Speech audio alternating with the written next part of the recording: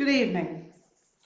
Wisdom Eccentrics by Ngak'chang Rinpoche, Chapter 38, Part 2.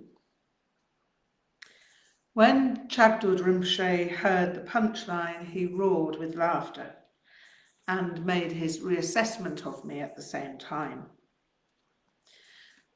The next time I saw Chhi'méd Rinpoche was at the Mondavi winery in California, where a charity luncheon had been arranged by Mr. Mondavi in order to raise funds for Chhi'méd Gompa. I went with Dzogchen Rinpoche and two of his senior students. It was a curious event, extremely pleasant, but almost none of the prospective sponsors were Buddhist. This led to some lively conversations in which I tried to make myself useful in providing information. I tend to find wealth far stranger than the relative poverty of India and Nepal, so it proved a practice in feeling normal. I was relaxed enough, although it all felt like a dream. Suddenly, however, I understood why Chhi'méd Rig'dzin Rinpoche never did anything to endear himself to wealthy people. I am sure that all wealthy people are not self-possessed to the point of self-satisfaction, but it seemed to me that being rich could be as much a handicap as being poor, in terms of accessing the essence of Dharma. Everyone meant very well, and everyone was extremely charming. But the Bob Dylan line sprang to mind. When you ain't got nothing, you've got nothing to lose. Yes, that's why Künzang Dorje Rinpoche never stayed anywhere long, and why he never encouraged sponsors. I went back to Purveying with Dzogchen Rinpoche and we made momos together. I was impressed by his culinary skills. He made two in the time it took me to make one, and his were all perfectly shaped. Purveying was much more my kind of environment than the Mondavi winery, even though I enjoyed myself there. We sat up late telling tales of Nepal and India. Dzogchen Rinpoche gave me many valuable insights into the Ngak'chang tradition, answers to questions for which time had run out with Künzang Dorje Rinpoche.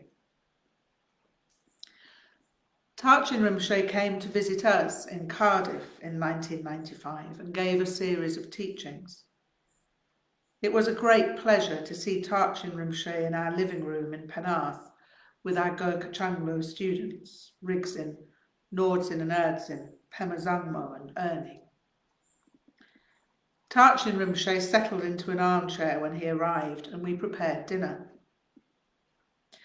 Whilst taking his ease, he found a handgun magazine in the rack and began perusing it avidly. It was at this point that we found Dzogchen Rinpoche in discussion with Rig'dzin Dorje. I have like this, he commented with a smile, but I don't tell people because Americans don't like guns. Rig'dzin laughed. You know the wrong Americans, Rinpoche. A funny moment. Kandro Dzogchen and I showed Dzogchen Rinpoche our guns, a Colt Python and a Smith & Wesson. Dzogchen Rinpoche was delighted to see them and said that it was a shame that there was no time to go to the shooting range on this visit. That problem can be solved, I suggested. We also have a Brocock air revolver and we can shoot in the garden. Dzogchen Rinpoche agreed with enthusiasm and we spent the hour before dinner target shooting. Dzogchen Rinpoche proved to be an excellent shot. He told us about his father, Chhi'méd Dorje Rinpoche, who'd always carried a rifle like Dzogchen. He told us that he would cure people of illnesses by shooting them. The bullet would apparently disintegrate like mercury on hitting the sick person, and they'd recover pretty damn quick from whatever it was that ailed them. Dzogchen Rinpoche told many stories whilst he was with us, and I was extremely glad that our students had this opportunity to catch a glimpse of the Ngak'chang world, as it was in Old Tibet. Dzogchen Rinpoche gave teachings on the 7-line song of Padmasambhava and spoke of how it could be taken as one's sole practice. It contained all levels of practice within itself. I'd made this comment in the past, but it had been met with some suspicion in certain quarters. But on hearing Dzogchen Rinpoche speak of it in the same way, it was suddenly quite acceptable to those who'd previously been suspicious.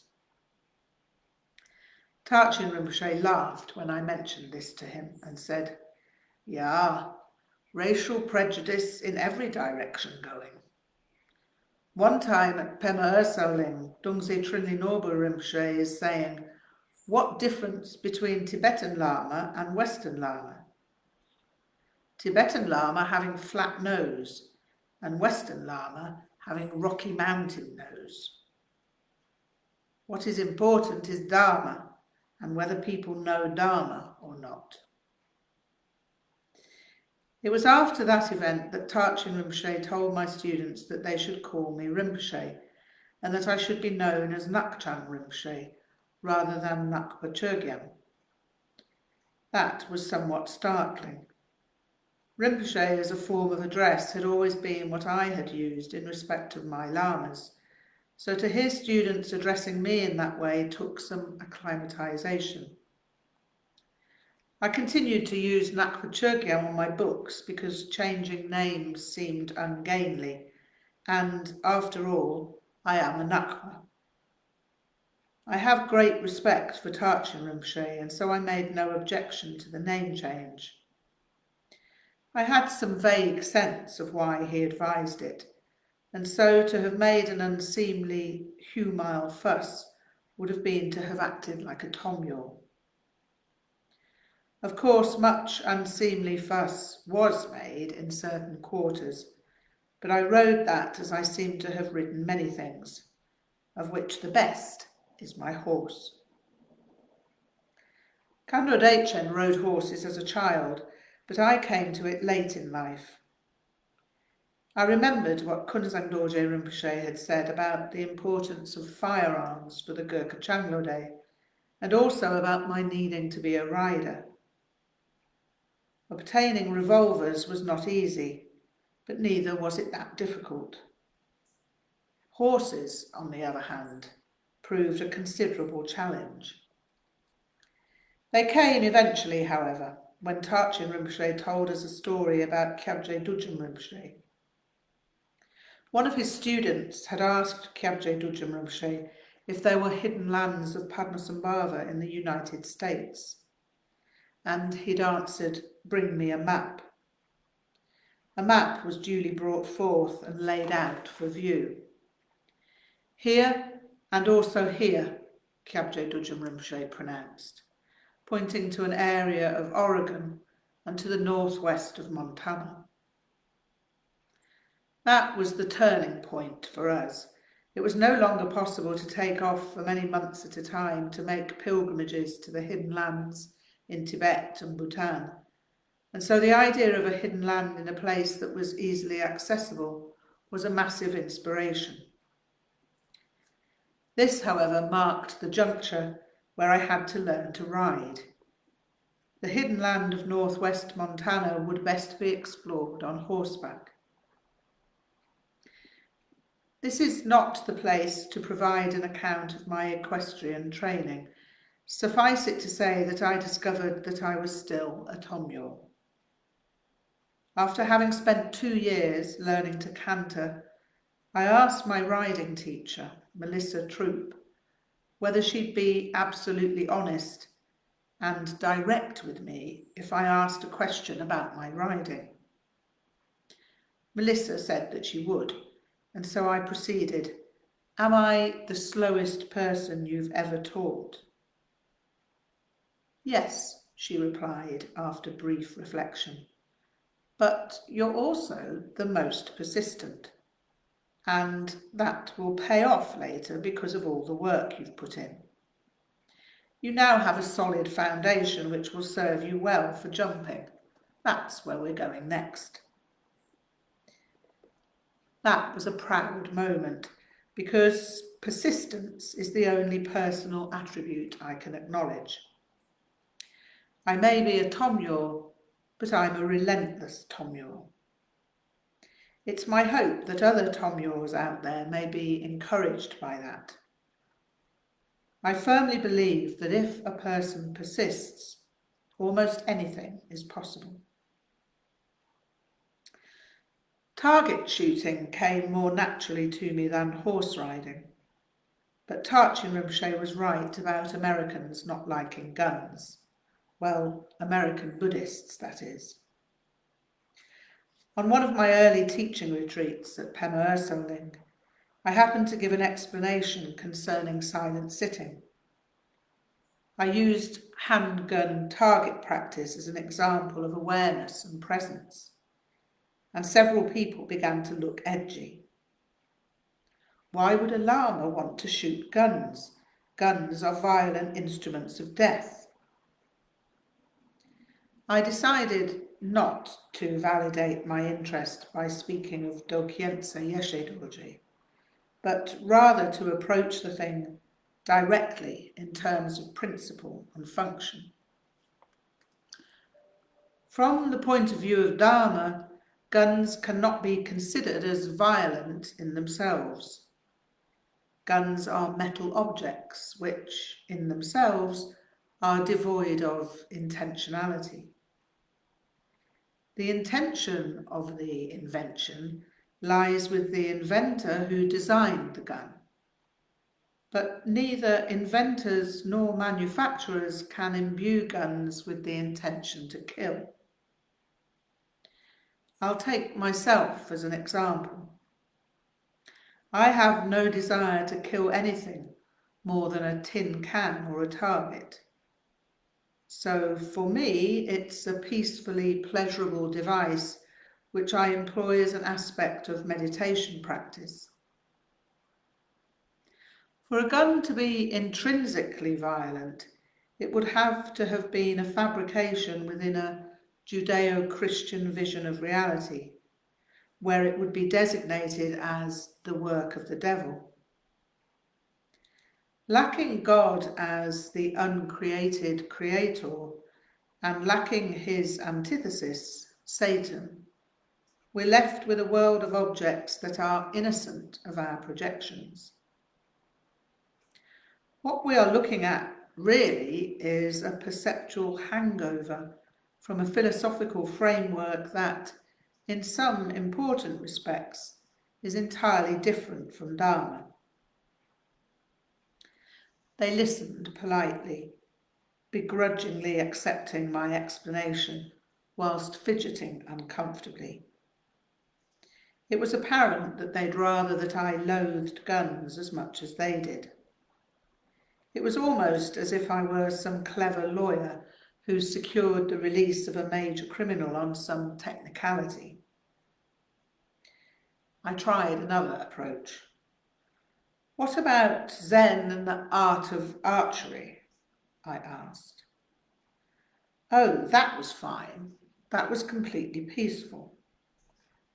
Right, I grinned. And I suppose they were all just practicing that peaceful art at Agincourt. You know, the bow is a fine instrument of war. It's also an excellent weapon for an assassin, as it's more or less silent. After some further discussion of intention and motivation being the central point within Buddhism, they conceded with good grace, and I caused them all to laugh by asking, "Anyway," I paused, drawing attention to my naked upper limbs, "have you never heard of the Buddhist right to bear arms? I believe it's the Second Amendment in the American Constitution." The peak point of this period of time was a wonderfully unexpected meeting. It was brought about by an unlikely assortment of causes, the first being the conference of Western Buddhist teachers, and the unseemly brouhaha made concerning the role of the Vajra master.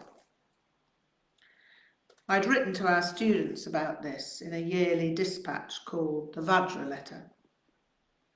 Sometime later, Shardrol wrote to me with an email address of a certain Sangye Khandro, who was asking for anyone who wanted to write in defence of the Vajra master. Well, that was not difficult, so I sent her a section from the Vajra letter in question. This is a condensed version. We have no issue with the fact that the Vajra master role may be a difficult paradigm for the West. But if one is to practice Vajrayana, one has to encounter the Vajra master in a personally meaningful way. We have some sympathy for those who are attempting to deal with the cultural mismatches which occur between the cultural forms of Eastern and Western countries. But these are early days, and we need to proceed with great care and respect for tradition.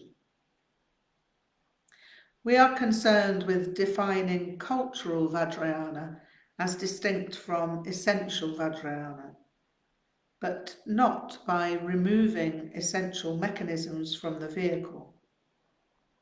Petrol, gasoline, may well be dermatologically harmful, but without it, one's Harley-Davidson can only roll down convenient hills.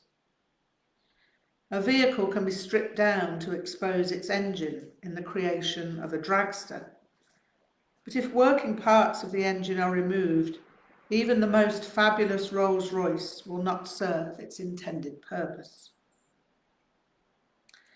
Now, what neither Shardrol nor I realised was that this request from Sangye Khandro was a private letter to friends which had been inadvertently posted in a public forum. I had no idea that there was any connection with a particular Lama, so I was surprised when I received a letter from Sangye Khandro telling me that Dungse Trinni Norbu Rinpoche had liked what I'd written and wanted to speak with me. I was, of course, amazed that Dungse Trinni Norbu Rinpoche should find anything in my words that was worthy of his attention, and rather overwhelmed when the telephone call was set up. We spoke, and I was overwhelmed in some other way again, because he spoke with me completely cordially. His responses and questions had the character of speaking with me as if we were on equal terms. I simply tried not to be too much of a tomyo. Some time went by and I was invited to visit with Dungse Trinni Norbu Rinpoche. A date was arranged and I went with Khandro Dzogchen and our students Yeshe and Shardrol. I shall give no account of our discussion in respect for Rinpoche's privacy. Suffice it to say it was one of the most memorable events of my life. Dungse Trinni Norbu Rinpoche gave Khandro Dzogchen and myself Ngak'chang shawls as a parting gift, and we have remembered the day ever since. I wore the shawl that Kyabje Dudjom Rinpoche gave me on that occasion, because he was Dungse Trinni Norbu Rinpoche's father, and I felt it was propitious. I told Dungse Trinni Norbu Rinpoche about the shawl and about the promise I made to his father to preserve the Ngak'chang Rinpoche in the east and to establish it in the west. Dungse Trinni Norbu Rinpoche seemed pleased by this and smiled on our endeavour. This period of meeting with Lamas sparkled with accidental meetings, mainly in Nepal, where I met Lama Chukyi Wangchuk Rinpoche, but also in New York, where I met Lopon Urgyen Tenzin. Lopon is a Tibetan Lama of my age who also made a promise to Dudjom Rinpoche to propagate and preserve the Ngak'chang Rinpoche. We have worked to establish a Ngak'chang orphanage school in Pemaka, and we are now involved with efforts to keep that school running. It's not quite time for me to die yet, but I now feel as if my promise has been kept to the point that it will continue to unfold, either with me or without me.